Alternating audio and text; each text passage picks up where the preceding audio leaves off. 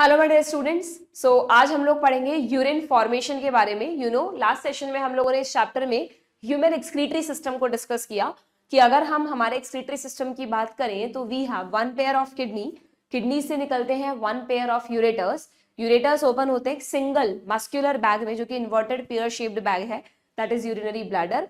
And finally urinary bladder open होता है urethra के through outside to remove the urine. Okay, kidney को हमने थोड़ा डिटेल में डिस्कस किया कि अगर हम किडनी को इंटरनली देखें तो किडनी का जो पेरिफेरल जोन है उसको कहते हैं कॉर्टेक्स और जो इनर जोन है that is medulla. Medulla conical shape में डिवाइडेड रहता है जिन्हें आप कहते हैं मेड्यूलरी पिरामिड, जो लगभग 10 से 12 होते हैं एक किडनी में। हर पिरामिड में there is a dense network of nephrons. अगर हम एक किडनी की बात करें तो हमारी एक किडनी में लगभग 10 लाख यानी कि 1 मिलियन नेफ्रॉन्स होते हैं। You know that her nephron का काम क्या है? यूरिन का फॉर्मेशन करना। कैसे करेगा? उसके लिए नेफ्रॉन का खुद का एक अलग से स्ट्रक्चर हमने पढ़ा कि नेफ्रॉन में बोमन्स कैप्सूल होता है, उससे कॉन्वोल्यूटेड टिब्यूल निकलती है पीसीटी, एक लूप ऑफ हेनले है, then again distal convoluted tubule है और कई सारे नेफ्रॉन्स मिलकर एक कॉमन कलेक्टिंग डक्ट में खुलते हैं। ठीक है, नेफ्रॉन्स को यूरिन बनाना है और यूरिन बनाने का जो बेस है, मतलब यूरिन जिन चीजों से बनेगा, वाटर, वेस्ट प्रोडक्ट्स, वो सब कहाँ पड़े हैं? ब्लड में। तो नेफ्रॉन को घेरे हुए एक ब्लड वेसल्स का नेटवर्क भी हमने डिस्कस किया था, जिसमें हमने पढ़ा कि जब ब्लड इस नेटवर्क से गुजरता है तो ग्लोमेरुलस से जब ब्लड पास होता है तब ब्लड का हो जाता है फिल्ट्रेशन, जिससे कि क्या होता है? ब्लड में ब्लड सेल्स तो वहीं रहती है, अपनी वेसल्स में ही रहती है, वो बाहर नहीं आती है। सिर्फ प्लाज्मा वाला पार्ट, प्लाज्मा में भी large proteins can not cross the capillaries, तो mainly plasma minus plasma proteins कर दो, वो सब चीजें छनकर कहाँ आ जाती हैं? बोमन्स कैप्सूल के ल्यूमेन में आ जाती हैं। ठीक है, और यहीं से आप इसे नाम देते हो फिल्ट्रेट। अब ये ब्लड नहीं है, अब ये फिल्ट्रेट है। जो मैकेनिज्म हमें आज पढ़ना है, अगर मैं आपको एक बार उसको शॉर्ट में बताऊं तो हम कह रहे हैं कि भाई ये नेफ्रॉन का बोमन्स कैप्सूल वाला पार्ट है। ठीक है, ये पीसीटी वाला पार्ट है। ठीक है, ये लूप ऑफ हेनले है। लूप ऑफ हेनले में भी यू नो कि थिक एंड थिन होता है। अगर हम असेंडिंग लिम्ब की बात करें तो पहले मान लो ये है, थोड़ा सा थिन हो जाएगा और फिर ये इस तरह का कुछ रहेगा। ठीक, ओके, ये डीसीटी हो गया और फिर फाइनली ये खुलता है कलेक्टिंग डक्ट में। ठीक है, और आपको पता है कि कलेक्टिंग डक्ट एक अकेले नेफ्रॉन से नहीं बल्कि कई नेफ्रॉन से जुड़ी रहती है। ठीक, अब हमने ये पढ़ा था कि इस बोमन्स कैप्सूल के इस वाली जगह पर एक कैपिलरीज का नेटवर्क होता है। इस नेटवर्क को हम कहते हैं वेरी वेरी इंपॉर्टेंट ग्लोमेरुलस, है ना। मतलब ये बहुत थिन ट्यूब्स हैं, कैपिलरीज हैं जिनके अंदर से ब्लड गुजरेगा। जब ब्लड इस नेटवर्क से गुजरेगा तो क्या होगा? तो ब्लड का फिल्ट्रेशन होगा। फिल्ट्रेशन का मतलब ब्लड में जो चीजें हैं वो चीजें आ जाएंगी बोमन्स कैप्सूल के ल्यूमेन में, और अब आप इसे ब्लड नहीं कहोगे, अब आप इसे क्या कह दोगे? फिल्ट्रेट। ठीक है, अब जो भी नेफ्रॉन से जाएगा ना, आज जो हम मैकेनिज्म पढ़ेंगे उसमें मैं टर्म यूज करूंगी फिल्ट्रेट, कि फिल्ट्रेट में कौन सी चीज रीएब्जॉर्ब हो रही है, कौन सी चीज सिक्रीट हो रही है, कैसे कैसे इसका कंपोजिशन चेंज होगा, that all we have to discuss. ठीक है, यूरिन फॉर्मेशन के इस पूरे मैकेनिज्म को 3 स्टेप्स में डिवाइड किया गया है बच्चों। ये जो सबसे पहला स्टेप है इसको कहते हैं अल्ट्रा फिल्ट्रेशन। क्या कहते हैं इसको? अल्ट्रा फिल्ट्रेशन, और यू में से ग्लोमेरुलर फिल्ट्रेशन। ठीक है, फिल्ट्रेट बन गया। फिल्ट्रेट जब नीचे जा रहा है तो इस पूरे पाथवे के दौरान फिल्ट्रेट में 2 चीजें साथ में चलती हैं। कौन सी 2 चीजें? एक तो फिल्ट्रेट से जो भी इंपॉर्टेंट चीजें हैं वो रीएब्जॉर्ब होती जाती हैं। ठीक है, that is the second step, selective reabsorption. क्या कहते हैं इसको हम? Selective reabsorption. एंड इसके अलावा क्या होता है कि कुछ चीजें फिल्ट्रेट में डाली भी जाती हैं, इधर बाय द फ्लूइड जो कि सेल्स में डालेगा, और सेल्स फाइनली, भाई यहाँ पर सब जगह सेल्स हैं कि नहीं है बताओ? बेसिक तो नहीं भूल गए तुम लोग? जो ये नेफ्रॉन है, उस वो नेफ्रॉन हम कह रहे हैं ट्यूब की तरह, एक हॉलो ट्यूब की तरह है, तो अंदर तो खाली जगह है, उस ट्यूब की वॉल किसकी बनी है? सेल्स की बनी है। तो सेल्स को कोई भी चीज जो मिल रही है या वो ले रही है, वो कहाँ से एक्सचेंज कर रही है उसको? सेल्स के बाहर मैंने तुम्हें कहा था कि एक तो ब्लड वेसल्स का नेटवर्क है और जो भी खाली जगह बच रही है वहां पर फ्लूइड्स प्रेजेंट है। उन फ्लूइड्स को हम क्या कहते हैं? कि अगर हम कहें कि भाई आपको पता है कि ये जो नेफ्रॉन्स हैं वो ज्यादातर इस तरह सिचुएटेड होते हैं कि नेफ्रॉन्स का ये पार्ट हमने, अरे वेट, पीसीटी एंड डीसीटी वाला पार्ट तो कहाँ रहता है? कॉर्टेक्स में, ठीक है। पीसीटी और डीसीटी वाला पार्ट रहता है कॉर्टेक्स में, PCT, DCT and Bowman's capsule, और लूप ऑफ हेनले वाला पार्ट रहता है मेड्यूला में। तुम्हें आज का यूरिन फॉर्मेशन का मैकेनिज्म तभी समझ में आएगा जब तुमको इन सारी टर्म्स के बारे में पता होगा, ठीक है। तो कॉर्टेक्स में ये जो सारा फ्लूइड है उसको कह दो कॉर्टिकल फ्लूइड, और मेड्यूला में चारों तरफ जो फ्लूइड है कैपिलरीज के अलावा उसको तुम कह दो मेड्यूलरी इंटरस्टिशियम। मेड्यूला में क्या है? मेड्यूलरी इंटरस्टिशियम या इंटरस्टिशियल फ्लूइड, कुछ भी कह सकते हो, ठीक है। तो सेलेक्टिव रीअब्जॉर्प्शन होगा और साथ साथ में क्या होगा? साथ साथ में कुछ चीजें ट्यूब्यूल में डाली जाएंगी, इसको कहेंगे ट्यूब्यूलर सिक्रीशन। जनरली ये वर्ड पढ़ के हमको ऐसा लगता है जैसे हम बोलते हैं ना ग्लैंडुलर सिक्रीशन, तो हमको लगता है ग्लैंड कुछ सिक्रीट कर रही है, तो ट्यूब्यूलर सिक्रीशन का मतलब हमें लगता है कि ट्यूब्यूल कुछ सिक्रीट कर रहा है।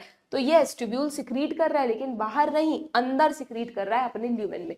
ट्यूब्यूलर सिक्रीशन का मतलब होता है इनटू द ल्यूमेन, चीजों का सिक्रीशन कहाँ हो रहा है? इनटू द ल्यूमेन, ठीक है। ये तीनों स्टेप्स को हमको डिटेल में पढ़ना है कि अल्ट्राफिल्ट्रेशन में क्या क्या हुआ, सेलेक्टिव रीअब्जॉर्प्शन में क्या क्या हुआ, और ट्यूब्यूलर सिक्रीशन में क्या क्या हुआ, ठीक है। चलो देखते हैं क्या लिखा है एनसीईआरटी में। तो सबसे पहले आते हैं, urine involve 3 main process, urine formation involve 3 main process. First is the glomerular filtration, second is the reabsorption, and third is simply the secretion, ठीक है। that takes place in different parts of the nephron. the first step, सबसे पहले first step की बात की गई है। the first step is simply filtration of blood. कैसे होगा भाई? जब ब्लड ग्लोमेरुलस से पास होगा उस दौरान होगा, इसलिए इसको ग्लोमेरुलर फिल्ट्रेशन भी कहते हैं। अब यहाँ पे एक बड़ा इंटरेस्टिंग डेटा दिया है, देखो बच्चों। ऑन एन एवरेज अगर हम देखें ना तो हमारी जो किडनीज हैं वो लगभग हर मिनट 1100 से 1200 ml ब्लड रिसीव करती हैं। क्या मतलब है इसका? कि जब आपको पता है, मैंने आपको सर्कुलेटरी सिस्टम में बड़ा अच्छे से बताया था कि हमारा जो हार्ट है वो ब्लड को पंप करता रहता है हर वक्त। 1 मिनट में हमारी बॉडी का पूरा 5 लीटर ब्लड, अगर हम एवरेज माने कि ह्यूमंस में 5 लीटर ब्लड है, तो 1 मिनट के अंदर अंदर वो पूरा 5 लीटर ब्लड हार्ट की परिक्रमा दे चुका होता है, यानी हार्ट से पास हो चुका होता है, इवन हार्ट और लंग से, और अपने ऑर्गन्स तक दोबारा पहुंच चुका होता है ना। तो किडनीज को उस 1 मिनट में कितना ब्लड मिला? उस 5 लीटर का 1/5। 5 लीटर मतलब 5000 ml ना, और 1/5 का मतलब 1000 ml हो गया। तो लगभग 1000 ml एवरेज हम देखें तो लगभग 1000 ml ब्लड जो है वो हमारी किडनीज पर मिनट रिसीव करती है। वो भी पर किडनी नहीं, दोनों किडनीज का मिलाकर देख रहे हैं हम ये कैलकुलेशन, ठीक है। तो हमारी दोनों किडनीज जो है वो 1 मिनट में लगभग 1 लीटर ब्लड रिसीव करती है। तुम तो सिंपल वे में याद रखो। तो क्या मैं ऐसा कह सकती हूँ कि दिस कॉन्स्टिट्यूट रफली, ध्यान से पढ़ना, बड़ी इंपॉर्टेंट लाइन है, दिस कॉन्स्टिट्यूट रफली 1/5 of the blood pumped out by each ventricle of the heart in a minute. Kidneys तो दोनों मिलकर रिसीव कर रही हैं, बट वेंट्रिकल तो अकेला ही पंप कर रहा था ना 5 लीटर ब्लड को। राइट वेंट्रिकल भी 5 लीटर ब्लड को लंग्स की तरफ भेज देता है, और लेफ्ट वेंट्रिकल भी 5 लीटर ब्लड को बॉडी की तरफ भेज देता है। तो इसका मतलब उस 5 लीटर ब्लड में जिसको कि वेंट्रिकल पंप कर रहा है ऑर्गन्स की तरफ, सारा ब्लड किडनी में तो नहीं चला गया उसी 1 मिनट में, अलग अलग ऑर्गन्स की तरफ गया था। तो किडनी की तरफ लगभग 1/5 ब्लड आया है, दैट इज 1100 to 1200 ml। या तो ऑप्शंस में ये होगा या 1000 ml होगा, ठीक है। क्लियर है क्या? नाउ अब किडनीज को क्या करना है? इस ब्लड को फिल्ट्रेशन करना है। जब किडनी ग्लोमेरुलस से ये ब्लड गुजरेगा तो तुम सोच के बताओ, क्या सारा का सारा ब्लड फिल्ट्रेट में कन्वर्ट हो जाएगा क्या? बिल्कुल नहीं। उस ब्लड में से कुछ अमाउंट ही तो फिल्ट्रेट में जाएगा, बाकी ब्लड में जो मेजर वॉल्यूम है सेल्स का, लार्जर प्रोटीन्स का, वो तो ब्लड वेसल्स में ही रहेगा। तो अभी इस पे मैं बाद में आऊंगी, एक बार देखना आगे एक पैराग्राफ में लिखा है एनसीईआरटी में कि the amount of the filtrate formed by both the kidneys पर मिनट। अब इस 1 मिनट में हम कह रहे हैं कि 1 मिनट में यहां से लगभग 1 लीटर ब्लड पास हुआ है, लगभग 1000 ml या 1100 to 1200 ml ब्लड पास हुआ है। एक नेफ्रॉन से नहीं, दोनों किडनीज के सारे नेफ्रॉन से, 2 मिलियन नेफ्रॉन से, है ना। तो इस फिल्ट्रेट का वॉल्यूम क्या है? फिल्ट्रेट कितना बना होगा 1 मिनट में, है ना। तो क्या दिया है यहाँ पर कि ये फिल्ट्रेट का अमाउंट होता है सिर्फ 125 ml पर मिनट। यानी सारे नेफ्रॉन्स के सारे फिल्ट्रेट का वॉल्यूम हम देखें तो मिलाकर उस उस 1 लीटर या 1000 ml ब्लड में से भी सिर्फ 125 ml, है ना, 125 ml 125 ml ब्लड किस में कन्वर्ट हो गया है, फिल्ट्रेट में ब्लड का। क्योंकि आपको पता है वो कितना माइन्यूट प्रोसेस है ना, ऐसा तो नहीं है कि ब्लड का मेजर पार्ट नीचे आ गया, कैपिलरीज में बहुत छोटे छोटे होल्स हैं, उनसे धीरे धीरे blood drop by drop plasma बाहर निकल रहा है, फिर बोमन्स कैप्सूल में आ रहा है, तो it is a very slow process, filtration fast नहीं होता है। तो अगर 1 लीटर ब्लड हमारे दोनों किडनीज के सारे नेफ्रॉन से 1 मिनट में पास हुआ तो उसमें से फिल्ट्रेट की फॉर्म में कितना आया, 125 ml 1 मिनट में, ठीक है ना, दोनों किडनीज के सारे नेफ्रॉन से, किडनीज लिखा है यानी दोनों किडनीज को इंक्लूड कर लिया है, ठीक है। और इसी को कहते हैं बच्चों GFR, this is called glomerular filtration rate, यानी ये हमारे हेल्दी किडनीज के काम करने की रेट है कि हमारी हेल्दी किडनीज 1 मिनट में 1 लीटर ब्लड को फिल्टर करके 125 ml फिल्ट्रेट बनाती हैं, ठीक है। यहाँ तक की बात क्लियर है क्या? अब एक और डेटा सुनना, एक डेटा तो ये हो गया कि कितना ब्लड किडनी की तरफ गया, दूसरा डेटा हो गया कितना उसमें से फिल्ट्रेट बना। अब तीसरा डेटा सुनना कि अगर ये तो मैंने 1 मिनट की बात की है ना, अगर मैं एक दिन का वर्किंग एफिशिएंसी निकालू किडनी की, तो किडनी ने, आप इसको कैलकुलेट करके देख लेना कि 1 मिनट में 125 ml है तो 1 डे में कितने मिनट होते हैं, और उसको मल्टीप्लाई करके देखना, you will get 180 litre per day. Can you imagine, 180 litre per day, यानी एक दिन में हमारी दोनों किडनीज मिलकर 180 लीटर फिल्ट्रेट बनाती हैं। क्या हम इतना यूरिन एक्सक्रीट करते हैं? इतना तो बॉडी में फ्लूइड ही नहीं है बच्चों, 180 लीटर कहाँ से पॉसिबल है? आप सोचो लॉजिकली कि 5 लीटर, 5 से 6 लीटर तो ब्लड ही है हमारी बॉडी में, और हम कह रहे हैं कि एक दिन में 180 लीटर फिल्ट्रेट बन जाता है। यू नो कि हम कितना यूरिन एक्सक्रीट करते हैं per day? We excrete only 1 to 1.5 litre urine. हमारा जो यूरिन एक्सक्रीशन का यहाँ पे लिखा हुआ नहीं है, मैं लिख देती हूँ कि जो यूरिन एक्सक्रीटेड पर डे होता है ना, मैं ऐसा करती हूँ, ये जो फिगर्स हम पढ़ रहे हैं उनको एक साथ लिख लेते हैं। हमने कहा कि blood pumped towards both kidneys कितना है, लगभग 1000 ml, अप्रोक्सीमेटली कर रही हूं अभी मैं, पर मिनट, ठीक है। फिल्ट्रेट कितना बना, छनकर नीचे कितना आया, filtrate formed in both kidneys कितना है, सिर्फ 125 ml पर मिनट। और अगर हम इसको डे में कन्वर्ट करें तो it is 180 litre per day. ये नीट में एक बार क्वेश्चन भी आया था, इन दोनों ही वैल्यूज को घुमा फिरा के, एक को ml लगा दिया, एक को लीटर लगा दिया, एक को मिनट कर दिया, एक को डे कर दिया, ऐसे घुमा फिरा के दिया था, तो अब ध्यान रखना, है ना। अब हम कह रहे हैं कि यूरिन एक्सक्रीटेड पर डे, एक दिन में हम जो यूरिन एक्सक्रीट करते हैं ना बच्चों, वो है लगभग 1 से 1.5 लीटर एक दिन में ऑन एन एवरेज। बाकी पानी के अमाउंट पे डिपेंड करता है, बट ऑन एन एवरेज एक healthy adult human 1 litre urine excrete करता है, ठीक है। तो तुम सोचो कि हमारे नेफ्रॉन्स को कितना मेहनत का काम करना है। एक दिन में नेफ्रॉन्स में 180 लीटर फिल्ट्रेट बनता है, उस 180 लीटर फिल्ट्रेट को 1 लीटर यूरिन में कन्वर्ट करना है, यानी 180 लीटर में से 179 लीटर फिल्ट्रेट को रीएब्जॉर्ब करना है नेफ्रॉन्स को। तो नेफ्रॉन्स में जो सबसे मेजर स्टेप है वो क्या है, रीएब्जॉर्प्शन, क्योंकि 99% 180 लीटर का 1 लीटर इजेक्ट कर रहे हैं हम, बाकी 179 लीटर तो रीएब्जॉर्ब हो रहा है। तो 99% फिल्ट्रेट में ऐसा कह सकती हूँ क्या, नेफ्रॉन्स में रीएब्जॉर्ब हो जाता है। सही बात है बिल्कुल। तो इसका मतलब अगर हम इन दोनों को कंपेयर करें तो फिल्ट्रेट reabsorbed is 99%, क्योंकि तभी ऐसा पॉसिबल है कि 180 लीटर बनने के बाद भी हमने सिर्फ 1 लीटर ही एक्सक्रीट किया। और अगर तुम्हारे दिमाग में है कि मैम 180 लीटर बना ही कहाँ से, तो ऐसा नहीं है कि किडनी के नेफ्रॉन्स वेट कर रहे हैं कि पहले पूरा फिल्ट्रेशन हो जाने दो, फिल्ट्रेट बन जाने दो, फिर हम लास्ट में उसमें से निकाल लेंगे। सब साइमल्टेनियस प्रोसेस है, एक तरफ फिल्ट्रेशन चल रहा है, एक तरफ रीएब्जॉर्प्शन चल रहा है। फिल्ट्रेट बना, 99% रीएब्जॉर्ब हो गया, नया फिल्ट्रेट बना, फिर रीएब्जॉर्ब हो गया। तो ये तो हमने थ्योरेटिकल कैलकुलेशन की है, ऐसा कभी भी नहीं हो रहा कि हमारी किडनीज एक दिन में पहले पूरा फिल्ट्रेट बना के तैयार कर ले और at the end of day उसमें से रीएब्जॉर्ब करे, नेवर, है ना, पॉसिबल ही नहीं, इतना वॉल्यूम कहाँ टिकेगा। जगह ही नहीं है ही नहीं बॉडी में इतने फ्लूइड्स, ठीक है। तो ये तो हमने थ्योरेटिकली कैलकुलेट किया। बाकी 125 ml हर मिनट बनता रहता है, हर मिनट क्या, हर पल बनता रहता है, और उसमें से रीएब्जॉर्ब होती रहती हैं चीजें, ठीक है। तो 99% फिल्ट्रेट जो है वो किडनीज या नेफ्रॉन्स क्या कर लेते हैं, रीएब्जॉर्ब कर लेते हैं। तो ये चारों डेटाज आपको मिक्स नहीं करने हैं, you have to remember this, ठीक है।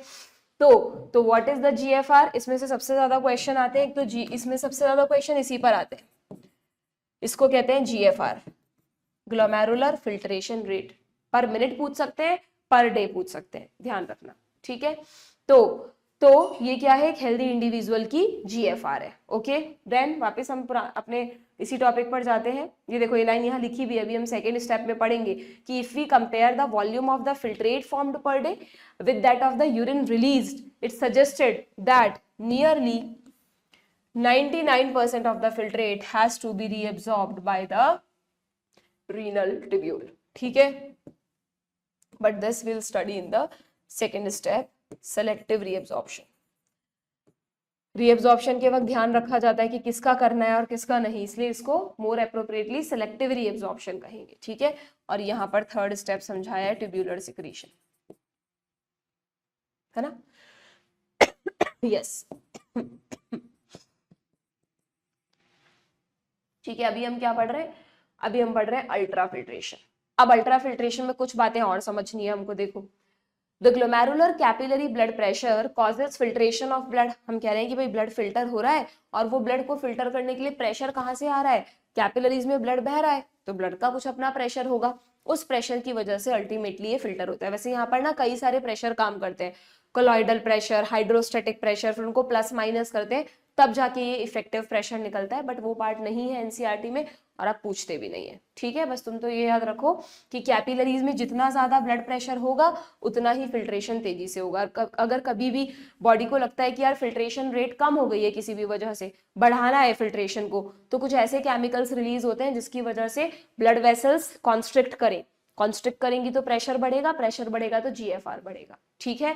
और अगर जीएफआर कम करवाना है तो उल्टा होगा, वाजोडाइलेशन होगा, वाजोडाइलेशन होगा तो ब्लड वेसल डायलेट हो जाएंगी, डायलेट हो जाएंगी तो फिल्ट्रेशन स्लो हो जाएगा, ठीक है, ओके।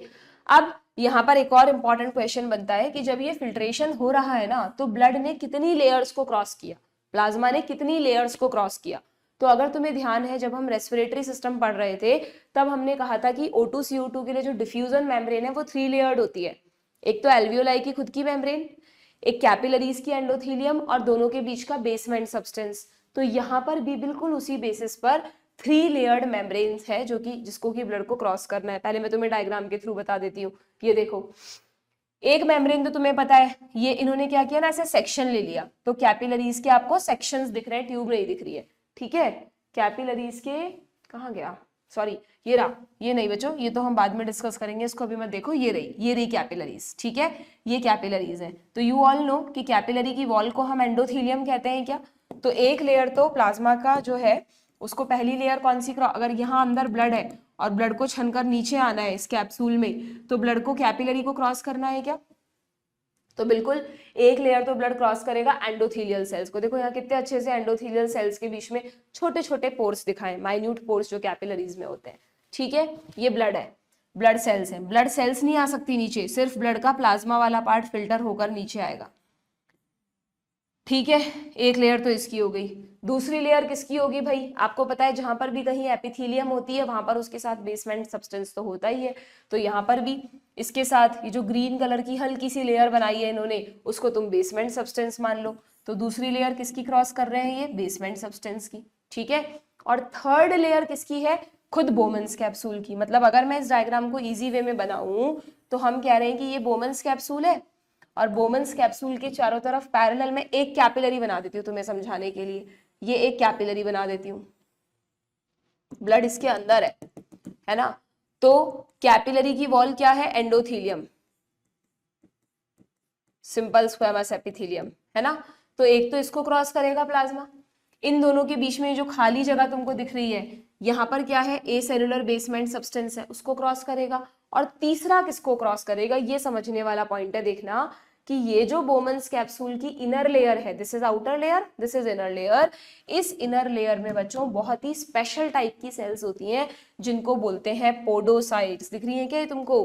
यानी ये जो इनर लेयर है ना, ये एक्चुअली कैसे बनी हुई है, देखना कुछ सेल्स हैं जिनमें इस तरह से प्रोजेक्शन निकले हुए हैं। पोडो यानी पैर, फीट, ठीक है। तो ये जो पूरी लेयर है इसको ऐसे ना ड्रॉ करके ऐसे ड्रॉ किया जाता है कि इसको जो सेल्स बना रही हैं वो सेल्स स्पेशल टाइप की सेल्स हैं, they are podocytes. Even in cells के प्रोजेक्शंस आपको दिख रहे हैं आगे तक फैले हुए हैं, ठीक है। तो ये थर्ड लेयर जो है वो किसकी है, that is made up of podocytes. तो जब यहाँ पे ब्लड का फिल्ट्रेशन होगा तो ब्लड के फिल्ट्रेशन के लिए क्या होगा, देखना कि ब्लड के फिल्ट्रेशन के लिए ब्लड को क्रॉस करना है एंडोथेलियम को, बेसमेंट सब्सटेंस को, और थर्ड किसको क्रॉस करना है, दीज आर द पोडोसाइट्स। ये तुम्हारे लिए नया है, तुम्हें याद रखना है, ठीक है। Where podocytes are present in the inner wall of the Bowman's capsule. Podo क्यों, क्योंकि ये प्रोजेक्शंस यहाँ पे दिख रहे हैं, देखो ये ऐसे स्पेशल टाइप की सेल्स होती हैं, बिल्कुल अलग टाइप की। ये प्रोजेक्शंस इसलिए बना रही है जिससे इनके बीच बीच में खाली जगह दिख रही है, कि तुमको यहाँ पर भी देखो ये जो ब्लू कलर के डॉट बनाए उनके बीच बीच में खाली जगह दिख रही है। तो इस खाली जगह की वजह से इनर लेयर में भी पोर्स क्रिएट हो गए जिससे प्लाज्मा फिल्टर होके अंदर आ सके। तो इन जहां जहां पे मैंने एरो लगाए हैं इनको कहते हैं बच्चों फिल्ट्रेशन स्लिट्स। क्या कहते हैं इनको, फिल्ट्रेशन स्लिट्स या स्लिट पोर्स या स्लिट पोर्स, ठीक है। ये इंपॉर्टेंट टर्म है। तो देखो यहाँ क्या लिखा है कि इट फॉर्म्स 3 लेयर। कौन कौन सी 3 लेयर, फर्स्ट एंडोथीलियम जो कि कैपिलरीज की है, सेकंड कौन सी है, epithelium of Bowman's capsule, epithelium of Bowman's capsule जो किसकी बनी है, पोडोसाइट्स की बनी है, एंड दोनों के बीच में third layer of basement substance, ठीक है, बिटवीन दीज सेल्स 2 लेयर्स, ठीक है। नाउ इसके बारे में बताया है कि the epithelial cells of Bowman's capsule is made up of podocytes which are arranged in an intricate manner, इस तरह से situated है that they leave some minute spaces, they are called filtration slit or slit pores. Very very important. Slit का मतलब समझते हो, slit का मतलब दरार। जैसे कई बार किसी चीज में दरार पड़ जाती है ना, तो वैसे ही ये जो बोमन्स कैप्सूल की वॉल है इसमें जो छोटे छोटी ओपनिंग्स आपको दिख रही है, they are just like the slits जहां से फिल्ट्रेशन होगा। तो इनको फिल्ट्रेशन स्लिट भी कह सकते हो या इनको स्लिट पोर्स भी कह सकते हो, ठीक है। Blood is filtered so finally through these membranes that blood is filtered so finely through these membrane that almost all the constituent of the plasma except the proteins, blood नहीं लिखा, almost all the constituent of the plasma यानी blood cells तो पहले ही रह गई हैं, except the proteins pass on to the lumen of the Bowman's capsule. इसलिए बच्चों इस फर्स्ट स्टेप का एक नाम और है, दैट इज अल्ट्रा फिल्ट्रेशन। ये पूछते हैं नीट में कि भाई ग्लोमेरुलर फिल्ट्रेशन को अल्ट्रा फिल्ट्रेशन क्यों कहते हैं, क्योंकि अल्ट्रा वर्ड का मतलब बहुत फाइन लेवल पर कोई चीज हो रही है। तो यहाँ पर इतने फाइन लेवल पर ये फिल्ट्रेशन हो रहा है, इतने माइन्यूट पोर्स से हो रहा है कि ब्लड सेल्स तो रह गई, प्लस प्लाज्मा में जो लार्जर प्रोटीन्स थी वो भी रह गई। वरना सोचो फिर नेफ्रॉन को इनको वापस बाहर निकालने में कितनी मेहनत करनी पड़ती। तो बिल्कुल जितना पॉसिबल था सबसे बारीक छलनी नेचर ने यूज की है। बट अब प्लाज्मा को तो रोक नहीं सकते और प्लाज्मा में चीजें घुली हुई हैं, तो इतना फाइन फिल्ट्रेशन करने के बावजूद भी प्लाज्मा में जो घुले हुए न्यूट्रिएंट्स हैं, हार्मोन्स हैं, इंपॉर्टेंट सब्सटेंस है जिनको प्लाज्मा कैरी कर रहा है, भाई ऐसा तो कोई मैकेनिज्म है नहीं कि ब्लड बोले कि यार मैं किडनी में जा रहा हूं तो न्यूट्रिएंट्स तुम बाहर रहो। किडनी के लिए भी न्यूट्रिएंट्स ले जाने हैं, वो तो प्लाज्मा में डिसॉल्व है। तो जो भी चीजें प्लाज्मा में डिसॉल्व है, वेदर द यूजफुल प्रोडक्ट्स और द वेस्ट प्रोडक्ट्स, सब कुछ फिल्टर होके कहाँ आ गया है, बोमन्स कैप्सूल के ल्यूमेन में। एंड अब now you called it filtrate. अब असली काम शुरू होगा नेफ्रॉन का। वो क्या करेंगी, इस फिल्ट्रेट में से यूजफुल प्रोडक्ट्स को रीअब्सॉर्ब करेंगी। री क्यों, क्योंकि पहला एब्जॉर्प्शन तो इंटेस्टाइन में ही हो गया था एक तरह से, मेनली न्यूट्रिएंट्स का, इसलिए इसको कहते हैं रीअब्सॉर्प्शन, ठीक है। रीअब्सॉर्प्शन से पहले इन्होंने एक पैराग्राफ और समझाया, ये तो हमने पढ़ ही लिया। अभी ये जो एक पैराग्राफ है ना बच्चों, ये वैसे तो हम रेगुलेशन पढ़ेंगे जब इस चैप्टर में एंड में आएगा। रेगुलेशन किस तरह होता है किडनी के फंक्शंस का, वहां पर मैं डिटेल में डिस्कस करूंगी। बट यहाँ पर एनसीईआरटी में दिया है तो एक बार देखो क्या लिखा है कि हम कह रहे हैं कि ये जो ग्लोमेरुलर फिल्ट्रेशन है ये एक हेल्दी किडनी की निशानी है। जीएफआर को मेजर भी किया जाता है, जैसे जो लोग रूटीन टेस्ट करवाते हैं अपने एक एज के बाद, उनमें हमेशा आप देखना जीएफआर की वैल्यू लिखी हुई आती है, ठीक है, कि भाई इस पर्सन का जीएफआर कितना है, क्योंकि अगर जीएफआर जितना होना चाहिए उतना है तो मतलब किडनीज आर हेल्दी। वरना ओल्ड एज में होता है ना कई बार हार्ट पेशेंट्स को, हाइपरटेंशन वाले लोगों को, डायबिटीज में किडनी खराब हो जाती है तो तुरंत जीएफआर कम होने लग जाएगा, ठीक है, वो तो हुई एबनॉर्मेलिटी की बात। बट जब हम नॉर्मल कंडीशंस में है, जब हमें कोई डिसऑर्डर नहीं है, तब भी कई बार होता है हमारी बॉडी में ना जीएफआर डिस्टर्ब हो जाता है। मान लो किसी का कोई चोट लग गई, बहुत ज्यादा फ्लूइड लॉस हो गया, पानी बहुत कम पिया हमने या जरूरत से ज्यादा पी लिया, तो बहुत सारे केसेस में ऐसा होता है, जरूरत से ज्यादा पी लिया तो बहुत कम बार ही होता है ना, वो तो तुरंत यूरिन के फॉर्म में निकल जाएगा। तो बहुत बार ऐसे केसेस जरूर होते हैं जहां पर बॉडी डिहाइड्रेट हो जाती है, बॉडी से फ्लूइड वॉल्यूम्स कम हो जाते हैं, तो उन केसेस में जीएफआर भी घट जाती है, क्योंकि बॉडी में पानी नहीं है।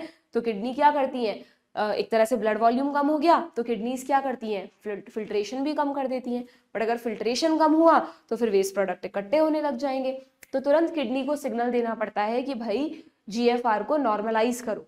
तो उसके लिए हमारी किडनी में कुछ इनबिल्ट मैकेनिज्म होता है। किडनीज में ही एक ऐसा सेंसर, एक अलार्म बेल लगी हुई है जो तुरंत ये डिटेक्ट कर लेगी कि जीएफआर नॉर्मल है या कम हुआ है। जैसे ही जीएफआर कम होता है ये सेंसर बच जाता है, मतलब एक मैकेनिज्म शुरू हो जाता है और उसकी वजह से ऐसा चेंजेस होते हैं जिससे जीएफआर वापस बढ़ जाए, ठीक है। तो वो जो मैकेनिज्म है बहुत अच्छे से चार्ट फॉर्म में हम पढ़ेंगे रेगुलेशन वाले टॉपिक में, बट यहाँ पे थोड़ा सा उस मैकेनिज्म के बारे में बताया है कि kidneys have inbuilt mechanism for the regulation of GFR. One such efficient mechanism is carried out by JGA, that is juxtaglomerular apparatus. juxta word आते ही आप इसको वो मत कर देना JM nephron, juxta medullary nephron नहीं है ये। इसका मैंने आपको juxta वर्ड का मीनिंग क्या बताया था, juxta वर्ड का मीनिंग होता है नियर। तो फिल्ट्रेशन कहाँ हो रहा है, ग्लोमेरुलस पे, तो ग्लोमेरुलस के जस्ट पास में हम पढ़ेंगे, ये जो आपको दिख रही है ना बीच बीच में सेल्स, ये उसी का एक पार्ट है। ग्लोमेरुलस के पास में कुछ स्पेशल सेल्स का एक नेटवर्क होता है, उस एपरेटस को कहते हैं juxtaglomerular apparatus, and this apparatus is a special sensitive region, ठीक है, special sensitive region formed by some cellular modifications. ये कुछ सेल्स के मॉडिफिकेशन से बनता है। कौन सी cells, cells in the DCT and afferent arteriole. तुम कहोगे मैम एफरेंट आर्टेरियोल तो समझ में आता है, ये रहा यही पास में है, डीसीटी यहाँ कहाँ आ गया, डीसीटी तो हम यहाँ बनाते हैं, तो हम पढ़ेंगे जब जेजीए पढ़ेंगे उन नेफ्रॉन्स में ना ये ऐसे मुड़कर इधर से जाता है डीसीटी। तो डीसीटी और एफरेंट आर्टेरियोल, ऐसे सोचो मैं इसको ऐसे बनाऊं और डीसीटी यहाँ से मोड़ के भेजूं तो एफरेंट आर्टेरियोल और डीसीटी पास पास आ जाएंगे ना। तो डीसीटी और एफरेंट आर्टेरियोल की सेल्स में मॉडिफिकेशन से बनता है ये जक्स्टा ग्लोमेरुलर एपरेटस, ठीक है। बट अभी इसकी डिटेल हम नहीं पढ़ रहे हैं, लिखा है ना कि डीसीटी एंड एफरेंट आर्टेरियोल कब, at the location of their contact, जब ये कॉन्टैक्ट में आते हैं। कुछ नेफ्रॉन्स में नेचर ने जेजीए बनाया है, क्यों, टू रेगुलेट द जीएफआर। इसका पर्पस क्या है, regulate the GFR. A fall in GFR, जैसे जीएफआर कम होती है, it activate the JG sales, इसमें एक सेल्स होती है जेजी सेल्स, ठीक है, टू रिलीज वेरी इंपॉर्टेंट एक हार्मोन रिलीज होता है, दैट इज रेनिन, ठीक है। अब डाइजेस्टिव सिस्टम हमने पढ़ा नहीं क्योंकि कोर्स से हट गया, बट अगर तुम्हें थोड़ी बहुत बेसिक नॉलेज हो तो एक रेनिन तुम डाइजेस्टिव सिस्टम में भी पढ़ते हो। डाइजेस्टिव सिस्टम में स्टमक में एक एंजाइम होता है गैस्ट्रिक जूस में, RENNIN होता है, वो ध्यान रखना। स्टमक में गैस्ट्रिक जूस में भी एक रेनिन होता है, नीट में जब भी क्वेश्चन आता है दोनों रेनिन आते हैं ऑप्शंस में, वहां पे डबल एन आता है, यहाँ पर सिंगल एन आता है। ये रेनिन एक एंजाइम है और ये रेनिन जो कि हमारे किडनी में जेजीए में जेजी सेल सिक्रीट करती हैं वो है सिंगल एन, और ये एक हार्मोन है, वो डाइजेशन करता है, ये कुछ एक्टिवेशन करता है, हम पढ़ेंगे रास सिस्टम, ठीक है, क्लियर। दोनों याद रखना, मैं तो ऐसे याद कराती हूँ कि लंबा रेनिन एलिमेंट्री कैनाल के पास है, एलिमेंट्री कैनाल लंबी है ना, तो लंबा रेनिन, ये थोड़ा लंबा है ना, दो एक लेटर एक्स्ट्रा है, तो लंबा रेनिन एलिमेंट्री में, छोटा रेनिन छोटी किडनी में, ठीक है। ये रेनिन क्या करता है, it stimulate the glomerular blood flow and thereby the GFR back to normal, ठीक है। जीएफआर को वापस से बढ़ाकर नॉर्मलाइज कर देता है। बड़ा इंटरेस्टिंग मैकेनिज्म है, विल डिस्कस। बट तुम्हें हल्का सा आइडिया लग गया ना कि इस मैकेनिज्म के लिए किडनी में एक सेंसर जोन बनाया है नेचर ने, और वो सेंसर जोन ग्लोमेरुलस के पास ही बैठा हुआ है। उस सेंसर जोन को कहते हैं जक्स्टा ग्लोमेरुलर एपरेटस, जिसकी सबसे स्पेशल सेल्स होती हैं जेजी सेल्स, जो रेनिन के थ्रू इस मैकेनिज्म को इनिशिएट करती हैं, ठीक है। क्लियर, ये हुई बात अल्ट्रा फिल्ट्रेशन की। अब आते हैं सेकेंड स्टेप पर, सेलेक्टिव रीअब्जॉर्प्शन। अच्छा देखो, तुम्हें ये समझाने के लिए ना मैंने ये डायग्राम भी डाला था। देखो ये नेफ्रॉन है, इस नेफ्रॉन से ये पीसीटी है, अब इधर घूमने की बजाय इधर घुमा दे लूप ऑफ हेनले को, ये डीसीटी है। तो देखो जरा, ये डीसीटी को ऐसे खोल के दिखाया है तुमको, तो डीसीटी और ये रहा एफरेंट आर्टेरियोल, यहां से बना दो चाहे यहां से बना दो, ठीक है। इन्होंने इसको एफरेंट आर्टेरियोल बनाया है। ये रहा एफरेंट आर्टेरियोल जो ग्लोमेरुलस की तरफ ला रहा है ब्लड को, और ये रहा डीसीटी जो फिल्ट्रेट को ले जाएगा, है ना। तो जहां पर दोनों का कांटेक्ट हुआ है, इसको जूम करके दिखाया, देखो ये डीसीटी है और ये क्या है, ये एफरेंट आर्टेरियोल है ना। तो एफरेंट आर्टेरियोल की वॉल में जो सेल्स है उनका नाम दिया है जेजी सेल्स, दिख रहा है आपको, these are the JG cells. और डीसीटी की जो वॉल है क्यूबॉइडल एपिथेलियम की बनी होती है, उसकी जो सेल्स इसके कांटेक्ट में है उनको नाम दिया है मैक्यूला डेंसा सेल्स। तुम्हारे एनसीईआरटी में ना जेजी एपरेटस डिटेल में नहीं है, लेकिन तुम्हें ये नाम थोड़े बहुत मैं लिखवा दूंगी, या तुम अभी लिख लो, चलो फिर पता नहीं बाद में याद रहे ना रहे तुमको, मैं लिखवाती हूँ, रुको। तो ये हो गई जेजी सेल्स, ये हो गई मैक्यूला डेंसा सेल, और इन दोनों सेल्स के बीच में एक लेयर दिख रही है क्या तुमको, ये होती है मेसेंजियल सेल्स, ठीक है। तो ये तीनों तरह की सेल्स जो एक दूसरे के कांटेक्ट में है, कौन सी सेल, ब्लड वेसल्स में जेजी सेल्स बैठी है, डीसीटी में macula densa, densa DCT for densa, D for densa, ठीक है। और दोनों के बीच में मैसेंजर सेल्स बैठी हैं। तो तीनों तरह की सेल्स मिलकर ग्लोमेरुलस के पास एक एपरेटस बनाती है, दैट इज जेजीए। तो तुम यहीं पर अपनी एनसीईआरटी में जहां जेजीए के बारे में लिखा हुआ है ना, यहीं पर लिख लो कि JGA has 3 types of cells. JGA कैसे बनता है वो तो लिखा हुआ है यहाँ पे, कि जब डीसीटी और एफरेंट आर्टेरियोल कांटेक्ट में आते हैं, इसमें 3 तरह की सेल्स होती हैं। कौन कौन सी, सबसे इंपॉर्टेंट सेल्स हैं जेजी सेल्स, तुमसे और किसी का नाम नहीं पूछेंगे, बट जेजी सेल्स याद रखनी है क्योंकि नीट एनसीईआरटी में दी है। दूसरी है मैक्यूला डेंसा, और इन दोनों के बीच में है मेसेंजियल सेल्स, ये सही स्पेलिंग है, मेसेंजियल सेल्स, ठीक है।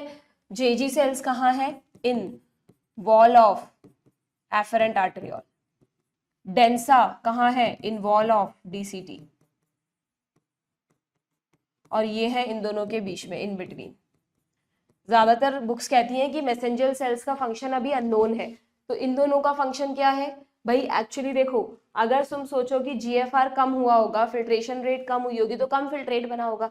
अगर फिल्ट्रेट कम बना है तो जो यहाँ से गुजरता हुआ जा रहा है और डीसीटी से निकल रहा है, तो फिल्ट्रेट का वॉल्यूम कम आएगा डीसीटी में, तो डीसीटी की सेल्स को तुरंत पता चल जाएगा। तो जो मैक्यूला डेंसा होती है ना, डेंसा, ये सेल्स क्या करती हैं, ये डिटेक्ट करती हैं इस बात को कि यार फिल्ट्रेट उतना है या नहीं है। यही एक्चुअली में वो मेन सेंसर है जिसको ये डिटेक्ट करना है कि फिल्ट्रेट उतना है जितना बनना चाहिए था या कम है। या कई बार अगर फिल्ट्रेट में आयनिक इम्बैलेंस है, आयन्स बहुत ज्यादा है या कम है, मेनली अगर Na+ को रीएब्जॉर्ब करवाता है ना ये सिस्टम, मेनली कम हो जाते हैं, मान लो सोडियम आयन, फिल्ट्रेट कम है तो आयन्स भी कम होंगे, है ना। तो तुरंत डेंसा सेल्स एक्टिवेट हो जाती हैं, डेंसा सिग्नल देती हैं, कुछ बुक्स कहती है मैसेंजियल को, और मैसेंजियल सिग्नल देती हैं जेजी सेल्स को। तो जैसे ही जेजी सेल्स को सिग्नल मिलता है, जेजी सेल्स जो कि ब्लड वेसल की वॉल में ही है, तुरंत रेनिन हार्मोन को रिलीज कर देती हैं। हार्मोन कहाँ रिलीज होते हैं, ब्लड में, तो ये रेनिन ब्लड में रिलीज हो जाता है, और ब्लड में पहुंचते ही ये एक सिस्टम को एक्टिवेट कर देता है जिसको बोलते हैं रास सिस्टम, जो हम रेगुलेशन में पढ़ेंगे, ठीक है। तो जेजीए एपरेटस का जो स्ट्रक्चर है वो मैंने तुमको यही समझा दिया, ये काम कैसे करता है वो हम रेगुलेशन में पढ़ेंगे, क्लियर। तो यहाँ पे तुमको बस ये लिखना है, और जेजी सेल्स का फंक्शन याद रखना है, जेजी सेल्स सिक्रीट रेनिन विच स्टिमुलेट रास। ठीक है, रास क्या है, that will study later on. Okay, और मैक्यूला डेंसा किसको सिग्नल देती है, जेजी सेल्स को, जिससे जेजी सेल सेक्रीट करती है रेनिन। ठीक है, क्लियर, समझ में आ गया जेजी apparatus क्या होता है बच्चों। डायग्राम वगैरह बनाने की जरूरत है तो बस समझाने के लिए था। ओके, नाउ नाउ अब आते हैं हम सेलेक्टिव रीअब्जॉर्प्शन पे। A comparison of the volume of the filtrate, जो कि हमने पढ़ा 180 लीटर पर डे है, अगर हम 125 ml पर मिनट को देखें तो, with the urine release that is only 1.5 litre. तो सीधी सी बात है, फिल्ट्रेट कहाँ गया इतना सारा, फिल्ट्रेट रीअब्सॉर्ब हो गया, 99% फिल्ट्रेट इज रीअब्सॉर्ब्ड। ठीक है, द किसने किया, सीधी सी बात है भाई, अगर हम कह रहे हैं कि ये नेफ्रॉन की ट्यूब्यूल है, कोई भी पीसीटीओ, डीसीटीओ, लूप ऑफ एनलेओ, तो इनकी वॉल ऐसे 3D में इमेजिन करो, इनकी वॉल पे सेल्स है, इन सेल्स को ही तो ट्यूब्यूलर सेल्स बोलेंगे आप। ठीक है, तो पहले ल्यूमेन में से किसी भी चीज को उठाएंगी ट्यूब्यूलर सेल्स, फिर वो बाहर ट्रांसफर करेंगी फ्लूइड में, ब्लड कैपिलरीज में। ठीक है, तो ये काम कौन कर रहा है, tubular epithelial cells in different segments of nephron, अलग अलग सेगमेंट में। पीसीटी में कुछ और एब्जॉर्ब होगा, डिसेंडिंग लिम्ब में कुछ और होगा, असेंडिंग लिम्ब में कुछ और होगा, डीसीटी में कुछ और होगा, तो वो हमें पढ़ना है बाद में। ठीक है, तो दे परफॉर्म दिस, और आपको ये भी पता है कि जब भी सेल से कोई चीज गुजरती है, चाहे वो एंटर कर रही हो, एग्जिट कर रही हो, तो हमने बहुत शॉर्ट में सेल चैप्टर में ट्रांसपोर्ट मैकेनिज्म पढ़े थे क्या, कि या तो ये पैसिव ट्रांसपोर्ट होता है या एक्टिव होता है, या तो एनर्जी खर्च होती है या नहीं। तो यहाँ पर दोनों तरह का ट्रांसपोर्ट होता है, इस पे भी नीट में क्वेश्चन आए, whether it is active transport और इट इज पैसिव ट्रांसपोर्ट। ठीक है, क्लियर, जैसे इन्होंने एग्जाम्पल दिया जिस पर क्वेश्चन आया था नीट में, कि भाई सीधी सी बात है, कैसे याद करोगे तुम, कि जो बॉडी के लिए बहुत जरूरी चीजें हैं, जैसे ग्लूकोज हो गया है ना, या सोडियम आयंस हो गए, न्यूट्रिएंट्स में अमीनो एसिड्स हो गए, उनको तो सेल चाहते, बॉडी चाहती है कि किडनी पूरा रीअब्सॉर्ब कर ले। क्यों कोई बॉडी चाहेगी कि यूरिन में ग्लूकोज एक्सक्रीट करें भाई, क्यों चाहेगी, किसी को डायबिटीज है तो बात अलग है, उसमें तो बॉडी में ग्लूकोज इतनी बढ़ गई है कि उसको यूरिन को एक्सक्रीट करनी पड़ेगी। बट एक नॉर्मल पर्सन में हमेशा याद रखना, यूरिन में ग्लूकोज 0 होता है। ग्लूकोज बिल्कुल ऐसा सब्सटेंस नहीं है जिसका लॉस हम अफोर्ड कर लें, वो तो हमारा एनर्जी सोर्स है ना।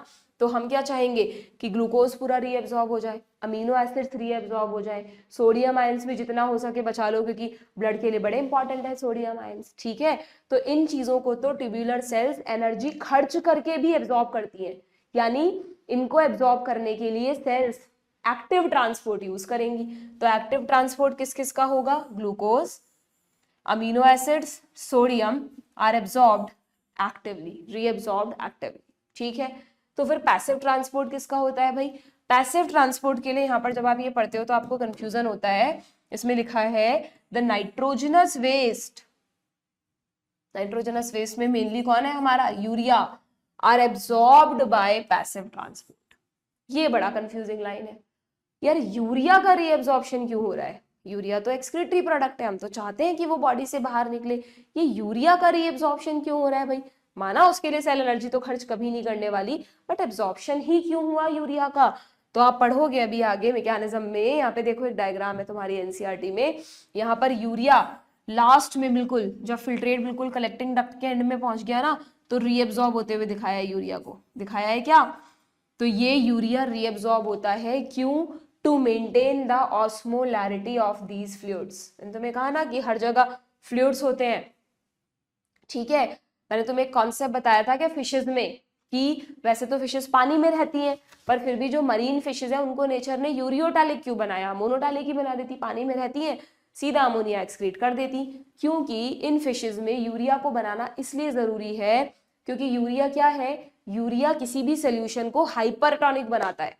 तो ये जो मरीन फिशेज है इनके चारों तरफ पानी कैसा है, मरीन है, सॉल्टी है, हाइपरटोनिक है, तो इनकी बॉडी में भी कोई ऐसा सब्सटेंस होना चाहिए जो बॉडी को हाइपरटोनिक बनाए रखे, यानी मरीन वाटर के आइसोटोनिक बनाए रखे, तो वो काम करता है यूरिया। यानी यूरिया कहीं पर भी होता है ना बच्चों, तो यूरिया उस फ्लूइड की, उस सोल्यूशन की ऑस्मोलैरिटी को कई गुना बढ़ा देता है। थोड़ा सा भी यूरिया अगर है तो वो उस सोल्यूशन को, उस मीडियम को हाइपरटोनिक बना देगा। तो आप अभी आगे पढ़ोगे कि बार बार यहाँ पर वाटर को रीएब्सॉर्ब करने से यहाँ खूब सारा पानी पानी हो जाएगा बाहर, जिसकी वजह से आगे जाकर रीएब्सॉर्प्शन में दिक्कत आ सकती है पानी के। भाई अगर ऑलरेडी बाहर पानी ज्यादा है तो नया पानी कैसे रीएब्सॉर्ब करेंगे, तो बहुत जरूरी है कि चारों तरफ का जो मीडियम है वो कैसा बना रहे, हाइपरटोनिक बना रहे, पढ़ाऊंगी डिटेल में, है ना। तो उसको हाइपरटोनिक बनाए रखने के लिए थोड़ा बहुत यूरिया क्या होता है, रीएब्सॉर्ब होता है, by which mechanism, passive mechanism. ठीक है, एनसीईआरटी में ही एक लाइन लिखी हुई है, जहां पर ये डायग्राम है उसके नीचे एक पैराग्राफ है, उसमें देखो ये रही वो लाइन, आप हाईलाइट कर दो इस लाइन को, कि कलेक्टिंग डक्ट में लिखा है this segment allow passage of small amount of urea, बहुत small amount of urea into the medullary interstitium to keep up the osmolarity. ठीक है, अगर ये यूरिया एब्जॉर्प्शन नहीं होगा तो यहाँ पर इतना ज्यादा हाइपोटोनिक, इतना ज्यादा एक्वस मीडियम क्रिएट हो जाएगा कि अगली बार जो फिल्ट्रेट आएगा उसमें से पानी निकालना ही मुश्किल हो जाएगा। ठीक है, क्लियर। तो इसलिए ध्यान रखना कि नाइट्रोजनस वेस्ट का भी थोड़ा बहुत रीअब्जॉर्प्शन होता है, by which mechanism, passive mechanism. ठीक है, और जो सबसे इंपॉर्टेंट रीअब्जॉर्प्शन है वो तो आपको पता ही है, पूरे नेफ्रॉन को सबसे ज्यादा बचाना है पानी को, तो रीअब्जॉर्प्शन ऑफ वाटर पूरे नेफ्रॉन में चलता है लगभग, कुछ एक्सेप्शन से हम पढ़ेंगे, और ये पैसिवली होता है, इसमें कोई एनर्जी खर्च करने की जरूरत नहीं है in the initial segments of the nephron. ठीक है, बात समझ में आ गई। इनिशियल सेगमेंट से इनका मतलब है पीसीटी एंड डिसेंडिंग लिम्ब। ठीक है, असेंडिंग लिम्ब से कहानी चेंज हो जाएगी, हम पढ़ेंगे क्यों। ओके, समझ में आ गया। ये इन्होंने सेलेक्टिव रीअब्जॉर्प्शन को बहुत ही शॉर्ट में बताया है, अभी इसके 1 by 1 डिटेल्ड स्टेप आएंगे नेक्स्ट टॉपिक में। Okay, now what is tubular secretion. During urine formation the tubular cells, ये वाला काम भी ट्यूब्यूलर सेल्स कर रही थी, ये वाला काम भी ट्यूब्यूलर सेल्स करेंगी, दे सिक्रीट सम सब्सटेंस। अब यहाँ पर सिक्रीट करना है, यहाँ पर ल्यूमेन से निकालना नहीं है, यहाँ पर चीजों को ल्यूमेन में डालना है। तो अमीनो एसिड को, ग्लूकोज को, न्यूट्रिएंट्स को, इनको डालेगी क्या ल्यूमेन में, इनको क्यों भेजना चाहेंगी, उन चीजों को डालेंगी जिनकी बॉडी को जरूरत नहीं है। जैसे थोड़े बहुत हाइड्रोजन आयंस होते हैं, सोचते हैं यार एसिडिटी को, आयनिक बैलेंस को मेंटेन करने के लिए ना थोड़े से बॉडी में एसिडिटी नहीं होनी चाहिए ना, आपको पता है हमारी बॉडी का जो ब्लड का पीएच है वो स्लाइटली अल्कलाइन रहता है, तो जितना हो सके हाइड्रोजन आयंस को एलिमिनेट कर दो। ठीक है, तो हाइड्रोजन आयंस का होता है सिक्रीशन। जो अमोनिया इन्हीं ट्यूब्यूलर सेल्स में बन रही है उसको क्यों पहले लिवर तक पहुंचाना, यूरिया में बदलना, फिर लाना, यहीं पर सीधा अमोनिया भी यूरिन में डाल दी जाती है। यस, आपको ध्यान रखना है कि ह्यूमन वैसे तो यूरियोटैलिक है, बट ह्यूमन यूरिन में अमोनिया भी प्रेजेंट होती है, बहुत थोड़ी अमोनिया प्रेजेंट होती है।